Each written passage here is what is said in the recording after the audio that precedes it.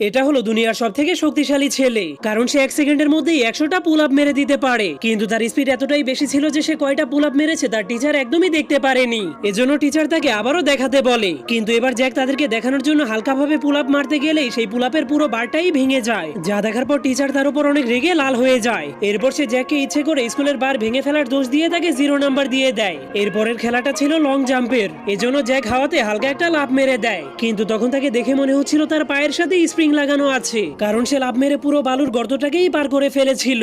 যা দেখে সবগুলো স্টুডেন্ট অনেক অবাক হয়ে গেলেও টিচার তাকে বলে, তুমি বালির পুরো গর্তটাকেই পার করে ফেলেছো, এজন্য তোমাকে 0 নাম্বার দেওয়া হবে। এরপরের খেলাটা ছিল 100 মিটারের দৌড় প্রতিযোগিতা, এজন্য রেস শুরু হয়ে গেলেই সব স্টুডেন্ট দৌড়াতে শুরু করে দেয়। কিন্তু জ্যাক কিছু একটা ভাবতে ভাবতে সেখানেই দাঁড়িয়েছিল, কিন্তু তার হুঁশ ফিরে আসলেই সে এমন জোরে একটা লাফ মারে যে সে সোজা হাওয়াতে উড়ে যায়। কিন্তু সে নিচে নেমে আসলেই সবাই দেখতে পায় যেখান থেকে সে দৌড় শুরু করেছিল সেখানে অনেক বড় একটা গর্ত হয়ে গিয়েছে, যা দেখে মনে হচ্ছিল সেখানে একটা উল্কাপিণ্ড